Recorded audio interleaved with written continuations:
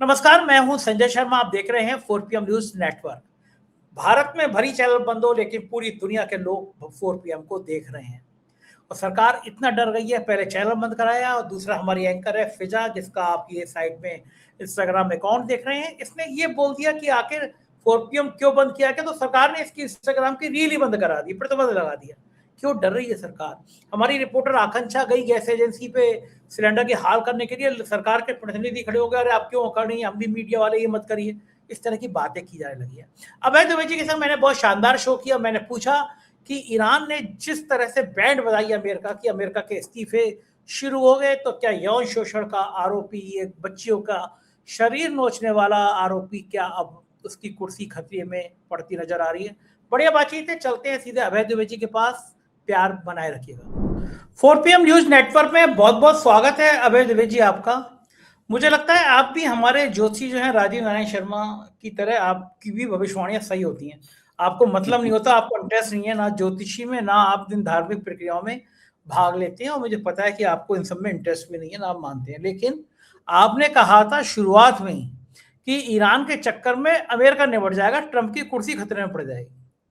और मैं देख रहा हूँ आपकी भविष्यवाणियां लगभग सही होती होती नजर आ रही हैं। बड़ी खबर यह हुई कि अमेरिका के राष्ट्रीय आतंकवाद रोधी केंद्र के निदेशक जॉ केंट ने अपने पद से इस्तीफा दे दिया। इस्तीफा ही नहीं दिया, उन्होंने कहा कि उनका दिल इस बात की गवाही नहीं दे रहा कि वो इस युद्ध का समर्थन करे। कोई खतरा नहीं था ईरान से, केवल इजरायल के कहने पर ट्रंप ने युद्ध किया।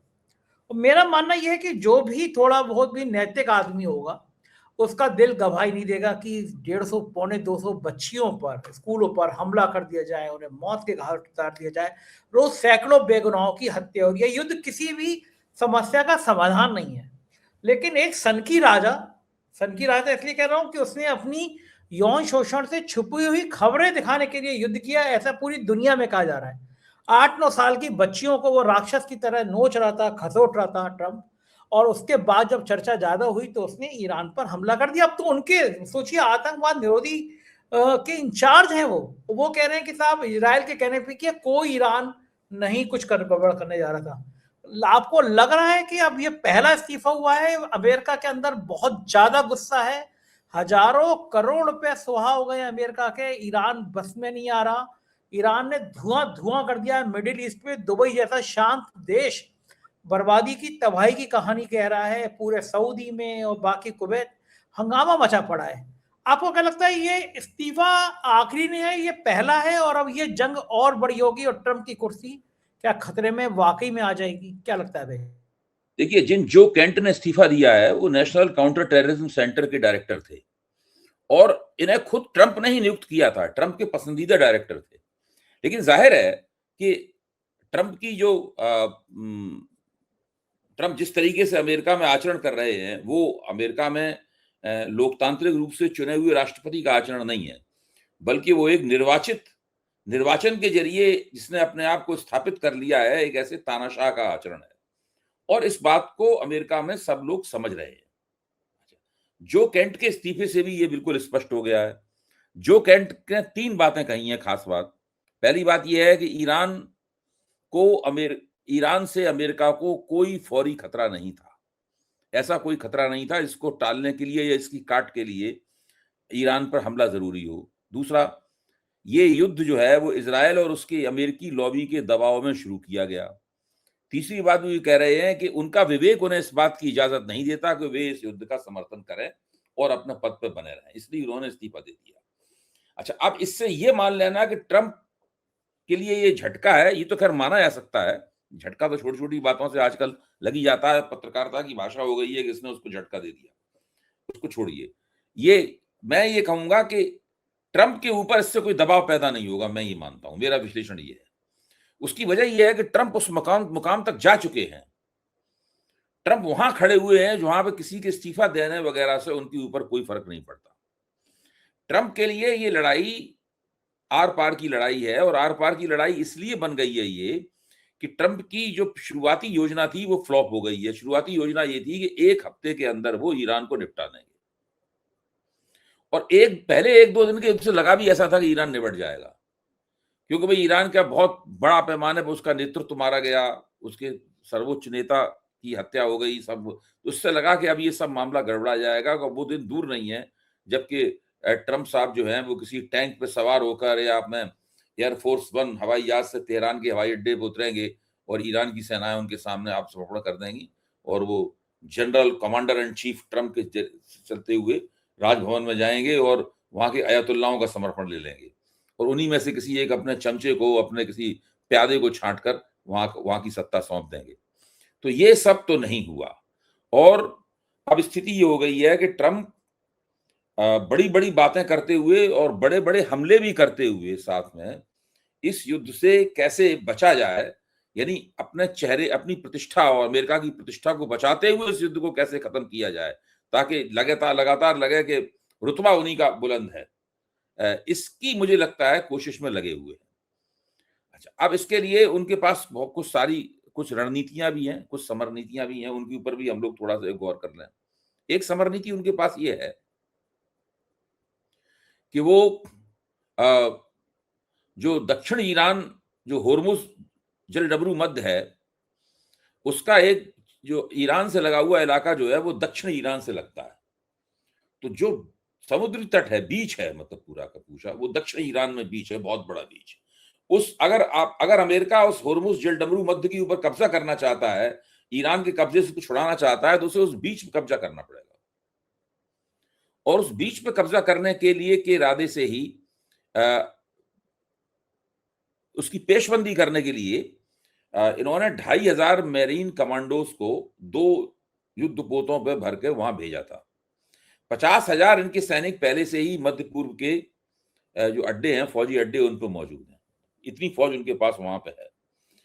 लेकिन उनके विशेषज्ञों का कहना यह है कि ये जो आपने कमांडो भेजे हैं, स्पेशलाइज्ड प्रशिक्षित रूप से कमांडो हैं, ये कमांडो किस योजना के तहत भेजे गए हैं, कौन सा ऑपरेशन वो वहां करेंगे, ये अभी स्पष्ट नहीं है किसी के सामने। पता नहीं वो कौन सा ऑपरेशन करने वाले हैं। बहरहाल क्योंकि भेजे गए हैं कमांडो, तो किसी ना किसी मकसद को दिमाग में रख के ही भेजे गए होंगे। अभी तक वो बात खुल नहीं पाई है। कुछ ऐसा लगता है कि उन कमांडो के जरिए ट्रंप वहां कुछ ऐसी स्थिति बनाना चाहते हैं जिससे वो 50,000 सैनिक और बाकी और सैनिक उतार कर फिर वो उस बीच के ऊपर कब्जा करने के लिए एक असॉल्ट करें, एक जबरदस्त हमला करें और ऊपर से इजराइल की और अमेरिका की जो वायुसेना है, वो वायुसेना बम गिराए, उनकी आड़ में ये लोग आगे बढ़े और उन बमों के कारण ईरानी सेनाएं जो है ना, उनका मुकाबला करने के लिए ना आ पाए। ये कुल मिला के डिजाइन पहली नजर में प्रतिरक्षा विशेषज्ञों को समझ में आ रही है, क्योंकि ट्रंप ये मानते हैं कि अगर उन्होंने होर्मुज जल स्ट्रेट को ईरान के कब्जे से छुड़ा लिया और वहां से फिर से जहाजों की आवाजाही जारी हो गई तो सारी दुनिया उनका रुतबा मान जाएगी। फिर से माना जाएगा कि देखिए ये इन्होंने जबरदस्त काम किया और ईरान का दबाव जो है, ईरान का शिकंजा जो है युद्ध के ऊपर, इससे ढीला पड़ जाएगा। उसके बाद ट्रंप कह सकते हैं कि वी हैव अचीव्ड एनफ, इतना वो पहले ही कह चुके हैं, हमने काफी पर्याप्त रूप से उपलब्ध कर लिया है। और उसके बाद वो कोई माने या ना माने, लेकिन अपनी तरफ से उनका भी अपना एक गोदी मीडिया है ट्रंप का, उसके वो उनको कवर फायर देगा और वो विजय की धुंधुवी बजाते हुए अपने आप को जीता हुआ घोषित कर देंगे। मुझे लगता है कि उनका जो कहते हैं लास्ट स्टैंड ऑफ अमेरिका का जो आखिरी मोर्चा होगा, वो ये मैं बहुत सारे जो प्रतिरक्षा विशेषज्ञ हैं उनकी बात सुनने के बाद उसका सार संकलन करके ये कह रहा हूं यहाँ पे 4 PM के मंच पर कि वो होर्मुज स्ट्रेट को अगर ईरान के कब्जे से उन्होंने अगले हफ्ते 10 दिन में किसी तरीके से छुड़ा पाया, तो इसको ट्रंप अपनी तरफ से मान लेंगे कि उन्होंने युद्ध में जीत हासिल कर ली है। और होर्मुज स्ट्रेट को छुड़ाने का मतलब यह होगा ईरान के हाथ से, फिर ईरान दुनिया में किसी भी तरह का ऊर्जा संकट नहीं पैदा कर पाएगा, किसी तरह का ऊर्जा संकट नहीं पैदा कर पाएगा। और जो दुनिया में ऊर्जा की जो पाइपलाइन है उसमें तेल और गैस फिर से प्रवाहित होना शुरू हो जाएगी। और जैसे ही ऐसा हुआ वैसे ही फिर ईरान को कुचलना ट्रंप के लिए कोई ऐसा जरूरी नहीं रह जाएगा कि ईरान को कुचले ही कुचले, ईरान के हाथ से पहलकदमी निकल जाएगी युद्ध की। ऐसा मुझे लगता है कि ट्रंप और उनके सलाहकार चाहते हैं ऐसा करें। इसी के पहले कदम के रूप में उन्होंने अपने सहयोगी देशों से कहा था कि भाई वो अपने अपने वारशिप वहां पे भेजें, अपने अपने युद्धपोत वहां भेजें, लेकिन उनके सहयोगियों ने उनको झटका दे दिया। फिर से मैं झटका शब्द का इस्तेमाल कर रहा हूं, मतलब उनको कह दिया कि भाई हम तो नहीं आएंगे। जापान के जहाज सबसे ज्यादा फंसे हुए हैं तेल और गैस के वहां पे। जापान ने कह दिया कि हमारी तो लोकसभा है, हमारी जो संसद है, उसने कह दिया है कि कानून ही नहीं है वहां युद्ध में भाग लेने का, कानून हमारे यहाँ नहीं है, हम लोग नहीं युद्ध में भाग ले सकते। जापान की नेवी भी नहीं जाएगी वहां पर। फ्रांस की नेवी ने भी मना कर दिया, जर्मनी की नेवी ने भी मना कर दिया, ब्रिटेन ने भी मना कर दिया, स्पेन ने भी मना कर दिया। इन सब देशों ने एक एक करके मना कर दिया है कि वो वहां पर अपने होर्मुज स्ट्रेट में, होर्मुज जलडमरू मध्य में अपने जहाज नहीं भेजेंगे। अब ट्रंप के सामने यही चारा रह गया है कि वो किसी तरीके से वो दक्षिण ईरान से लगा हुआ जो वो लंबा बीच है, विशालकाय बीच है, जिसमें कब्जा करने के लिए कम से कम अमेरिका को 1 से 1.5 लाख सैनिक उतारने पड़ेंगे वहां पे, और ऊपर से उसके कारपेट बॉम्बिंग करनी पड़ेगी, हवाई जहाज जम के बॉम्बिंग करेंगे वहां पे, तब कहीं जाके वो हो पाएगा। और उसमें भी हो सकता है युद्ध जो है वो लंबे अरसे तक चले और उसमें अमेरिका के 10-20 हजार लोग मारे जाए। अगर ट्रंप ने इसके लिए तैयार कर लिया है अपने आप को, इस हद तक जाने के लिए तैयार कर लिया है, तो ये अब हफ्ते 10 दिन के अंदर ये चीज होने वाली है। क्योंकि मैं ये मानता हूं कि ट्रंप इस तरीके से युद्ध छोड़ के तो नहीं आएंगे, मतलब वो कुछ इस तरीके से जाएंगे ताकि वो कह सकें देखो हमने ये कर दिखाया। हो सकता है हम उस पर आलोचना करेंगे, आपने पहले जो कहा था वो तो ये नहीं है, रिजीम चेंज आपने नहीं कर पाया, आपने हुकूमत नहीं बदल पाई, आपने उनका बिना शर्त समर्पण मांगा था, वो भी सब आप नहीं कर पाए, तो वो हम सब उनकी आलोचनाएं करते रहेंगे। जिस तरह हम लोग मोदी जी की आलोचना करते हैं कि नहीं भाई वो 15-15 लाख का उन्होंने खाते में भेजा था, नहीं भेजा, अब मोदी जी उसका जवाब ही नहीं देते। तो ट्रंप, मोदी जी कहते हैं भाई हम तो हिंदुस्तान पे हुकूमत कर रहे हैं, हमने 3 चुनाव जीत लिए, तो अब उस बात का क्या मतलब रह गया। तो ट्रंप कहेंगे हमने होर्मुज जलडमरू मध्य जो है वो ईरान के कब्जे से छुड़ा लिया, हम जीत गए। और वो वास्तव में उसका एक मतलब तो ये भी होगा कि जो दुनिया का 20% तेल और 20% गैस वहीं से होकर गुजरती है, भारत का तो 50% तेल वहां से होकर गुजरता है। तो उससे अमेरिका का लक्ष्य जो है वो ट्रंप दावा कर पाएंगे कि हमने पूरा कर लिया है। मुझे लगता है कि ये रणनीति, इस रणनीति पे अमल करने के बारे में वो इस वक्त सोच रहे होंगे और पूरी उनकी पेशबंदी इसी लिहाज से हो रही है। अच्छा अभय जी, एक भी डेड बॉडी अमेरिका में आती है तो पूरे अमेरिका में गुस्सा लोगों का नजर आता है। 6-7 सैनिक तो ऑन रिकॉर्ड आ चुके, डेड बॉडी आ गई वापस, लेकिन ये जो बीच में 1-1.5 लाख सैनिक भेजने का खतरा है, अगर कोई एक मिसाइल, कोई एक ड्रोन, इसमें तो 20,000 मारे जाएंगे कम से कम संजय जी, इसमें तो 20,000 मारे जाएंगे। अमेरिका सहन कर पाएगा 20,000 सैनिकों की मौत? वो बहुत बड़ा खतरा है इनके ट्रंप के लिए, इसमें कोई शक नहीं।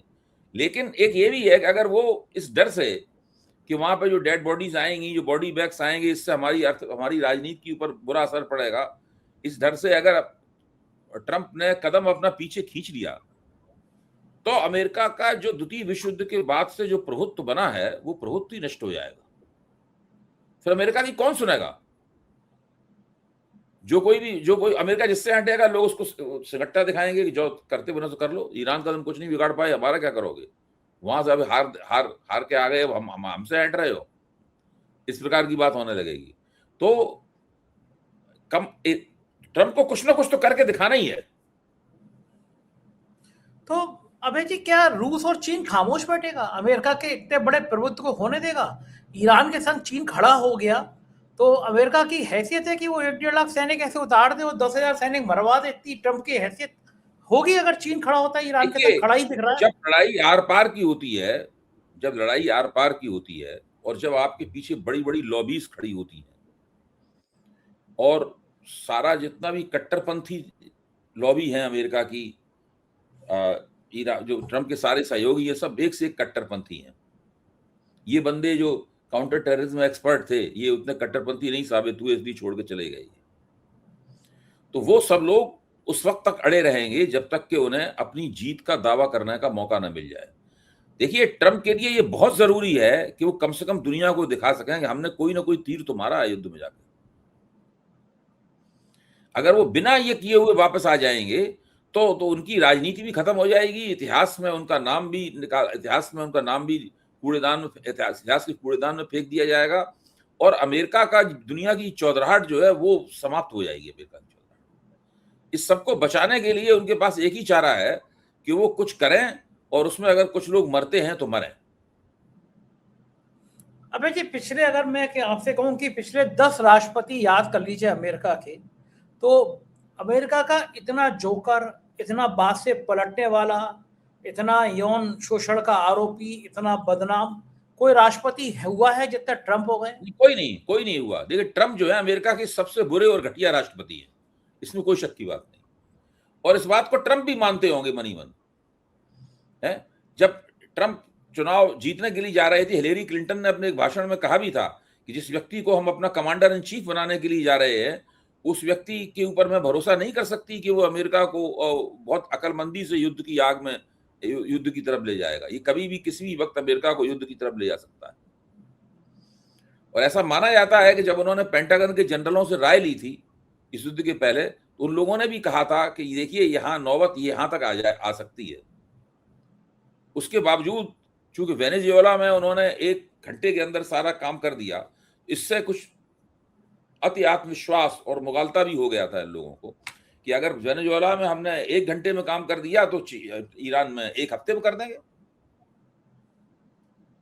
और योजना भी इसी तरह की बनाई थी उन्होंने, और शुरू में उनको लगा भी कि ये फायदा हमें शायद होने वाला है, लेकिन वो नहीं कर पाए, फंस गए। अब फंस गए हैं तो उसको निकलने के लिए कुछ ना कुछ तो सैक्रिफाइस करना पड़ेगा, कोई ना कोई दांव तो खेलना पड़ेगा। अच्छा, कैसा लगता होगा मोदी जी ने कि माई बेस्ट फ्रेंड ट्रंप, जो बॉडी लैंग्वेज थी खुशी की, और अब ट्रंप का यौन शोषण का आरोपी व्यक्ति, ऐसे युद्ध में मानवता को शर्मसार करने वाली तस्वीर। मोदी जी को लगता होगा कि मुझे ये भाषा नहीं बोलनी चाहिए थी, my best friend Trump, my friend Trump. देखिए, मोदी जी कहीं ना कहीं मन में अफसोस तो कर रहे होंगे कि गलत व्यक्ति के साथ मैंने अपने आप को जोड़ दिया, लेकिन वो भी इसमें चक्कर में फंसे हुए हैं मोदी जी। जब तक ट्रंप अमेरिका की राजनीति में ट्रंप का सिक्का पूरी तरीके से खोटा ना साबित हो जाए, उस वक्त तक मोदी जी ट्रंप के खिलाफ बोलने का जोखिम नहीं लेना चाहते। उन्हें, मोदी जी को ये नहीं पता था कि ये व्यक्ति हमें दोस्त भी कहता रहेगा और हमें इस तरह से हमारा लगातार एक धारावाहिक अपमान भी करेगा, सीरियल इंसल्ट करेगा। ये मोदी जी को अंदाजा नहीं था। तो मोदी जी को अपने राजनीतिक जीवन में सबसे ज्यादा किसी व्यक्ति ने अगर दुख पहुंचाया है तो उसका नाम है डोनाल्ड ट्रंप। डोनाल्ड ट्रंप ने मोदी जी को बहुत अपमानित किया है। जिस व्यक्ति ने ये तक कह दिया हो कि हम इनका कैरियर, मोदी जी का कैरियर हम तुरंत खत्म कर सकते हैं, लेकिन करेंगे नहीं खत्म, इनके ऊपर एहसान कर रहे हैं, इससे आप अंदाजा लगा लो। मुझे लगता इससे ज्यादा अपमान नहीं हो सकता जो किसी भी व्यक्ति का, एक देश का नेता है, इससे ज्यादा अपमान नहीं हो सकता। अच्छा, मुझे तो भारत सरकार का समझ नहीं आता। पाकिस्तान ने काबुल पर बड़ा भीषण हमला किया, बेगुनाह अस्पताल में लोग मारे गए, तुरंत निंदा हो गई साहब काबुल में हमले की, भारत ने निंदा की, करना भी चाहिए इस तरह के हमले की। लेकिन ईरान में इतनी बच्चियां मारी गई, आपको याद है कि प्राइम मिनिस्टर ने निंदा की हो, मोदी जी ने निंदा की हो? मिस्टर नहीं, भारत सरकार ने ईरान अपने बचाव में जो हमले कर रहा है उसकी निंदा की है। आप उल्टी बात कर रहे हैं। ईरान के घातक हमलों की निंदा की है भारत ने, ईरान पे हमला हुआ इसकी निंदा नहीं की है। वो बच्चे याद नहीं आई कभी? कुछ नहीं, वो बिल्कुल नहीं, ये तो बिल्कुल एकदम, ये बिल्कुल अमेरिका के बिल्कुल पिछलग्गू है। ये सरकार जाएगी ही, मोदी जी की इस मामले में पूरी तरीके से पोल खुल चुकी है। अब तो टीवी पे lieutenant major general Vishambar Dayal ने टीवी पे बोला है कि ये हमारा 56 इंची जो है वो पड़ा हुआ है सामने, साष्टांग दंडवत पड़ा हुआ। तो ये इस तरह की बातें की जा रही